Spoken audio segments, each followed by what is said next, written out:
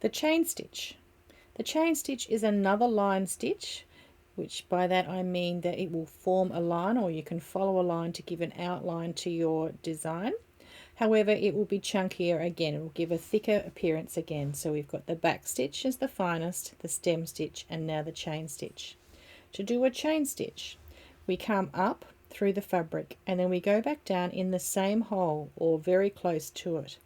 And then we're going to move forward one step, back up the fabric, and the thread is under the needle. We'll pull that through and pull down across the fabric so it sits flat onto the fabric.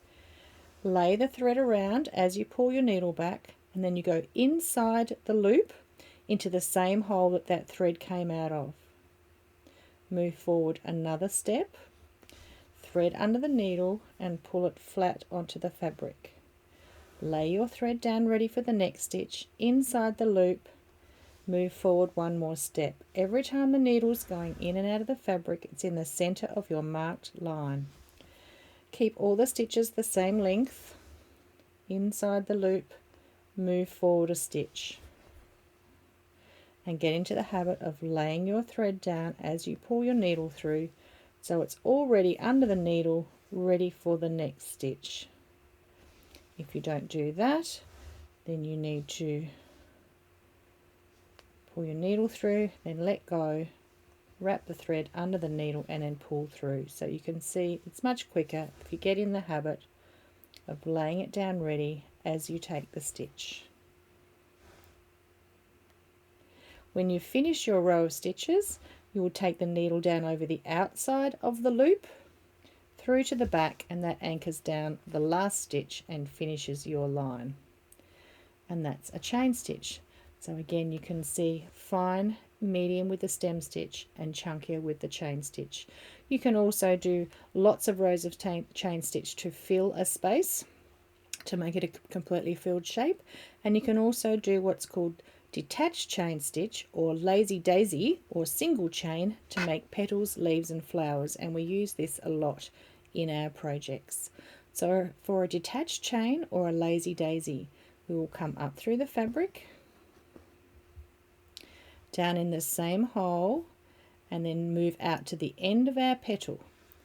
Thread under the needle, pull it through and lay it flat. You don't want to pull it so tight that it goes straight and has no shape. Just leave it a little bit slack so that it sits nicely and gives you a nice rounded petal. And then you take the needle on the outside of the loop to anchor it down to the back of the fabric. And there is a single chain or a lazy daisy or a leaf or a petal stitch. To make a lazy daisy flower, we come back almost to the center but leave a space. Imagine a little circle in the center. That will put a little circle French knot later. If you try and get it in the same hole, you'll eventually pull all your stitches and get in a big tangle because you can only get the needle through the same hole so many times.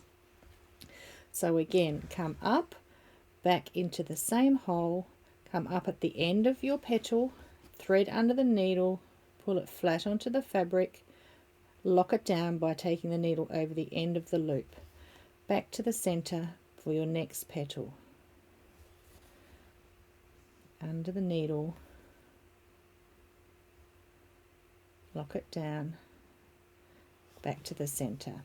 Our transfers have the full petal shapes, or they might have dots to show where the petals go, so you can just follow those, but I tend to make the daisies a 5-petal flower, looks most natural.